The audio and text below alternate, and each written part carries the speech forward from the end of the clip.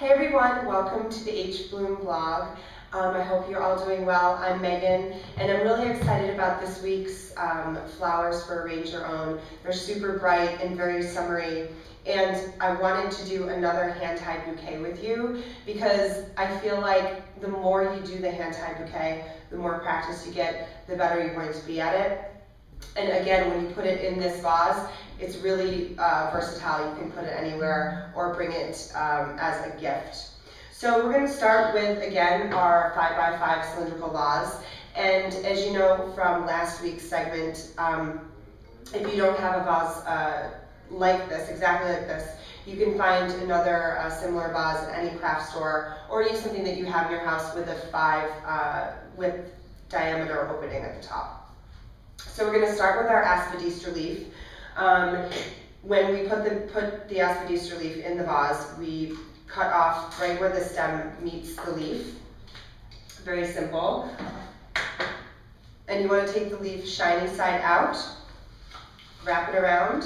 And it's easy, again, if you have water filling your vase, you just sort of put the leaf in there, and it's nice and covering the water, so that way when you put the stems in, it doesn't look messy. So the reason why we're doing another hand-tied bouquet this week is because the flowers that were chosen for this week's Arrange Your Own are really flowers that we use to do the classic hand-tied bundles each week. Last week's were a little bit taller, you had to take more blooms off. This week we have our roses, which is usually what we make our hand-tied bundles from. We have our beautiful calla lilies, our yellow solidago, which is nice accent, and our purplish, purplish pink mums. Also, we have the floral, which can be skirted around like last week we did with the pit. So I'm just going to start by cutting the stems in half. When you receive the Arrange Your Own bouquet, the stems are really long, and since we're making a hand-tied bundle, it's just easier to handle once you cut the stems down. So I'm going to do this really quickly. I've already done it with the roses and with the callas. The stems are semi-short, so you don't have to worry about it. This week's Arrange Your Own bundle, the greenery that you're going to skirt the arrangement with, which I'll explain a little bit later, is called salal or lemon leaf.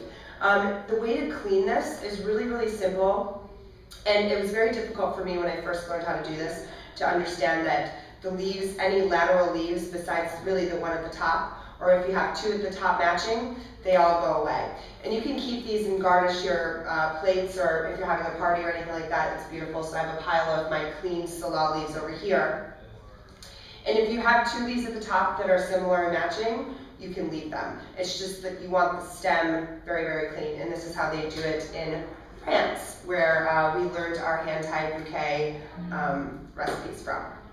Okay, so we're going to get started with the hand-tied bundle. We're going to start with our main flower, which is our rose today, because usually when I start doing a hand-tied bundle, I start with the biggest flower that takes up the most space.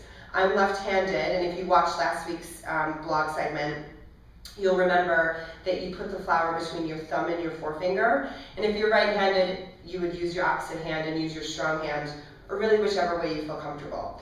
So I'm going to put the rose in between my thumb and my forefinger. Don't grab too hard. So the next flower I want to start with is the mum, and you can choose any different type of flower other than the rose, and once you get going you'll see why. And you want to take this and basically go almost horizontal. So this is crisscrossing over the mum, and you want to twist it a little. So again, at the end, we're going to have that spiraling effect that's going to be easy for you to place it in the vase. It's going to be nice and round. Okay, so next, I think we need a little pop of yellow, which the yellow aster solidago is really pretty.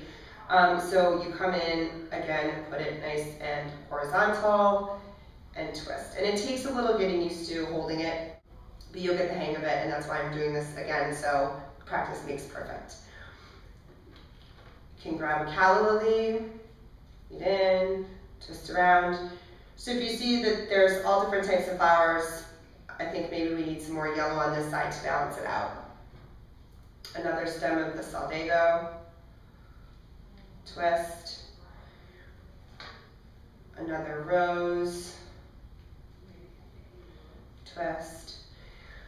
Maybe another mum. And while I'm doing this, again, I look down at my arrangement and say, okay, it needs to be a little bit symmetrical, just to balance out the colors. You don't want one flower to one side and then have a mixture on the other side.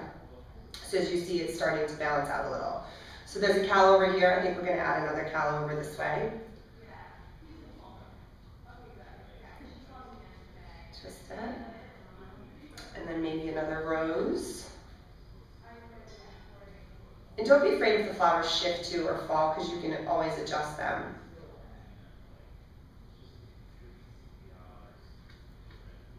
And if the solidago is a little too, the laterals are going a little too long down the stem, you can always just pick them off as well. And you kind of want like just 2 inches at the top. So continuing on, you'll see that it starts to get a nice spiral on the stems, which is what you're looking for. And hopefully by now it's feeling a little bit more comfortable for you. So I'm looking at the top and seeing a bunch of yellow, and the callas spread apart. So I'm going to add another calla over here. So we have 5 callas this time. And do a little twist. And then add the last stem of our solidago. And it's really up to you whether you want the solidago to stick up above the arrangement or not. I think it looks pretty nice and sort of whimsical. I'm going to add another Gerber daisy, twist. And you'll see it's coming together really nicely. And you'll see where you need to add your other colors. So we'll put another rose. We need some more hot pink over on this side. We'll add another rose on this side. And if you find that the petals are falling, just gently pull them off. And that'll be a fresh petal underneath. You don't want it hanging down there.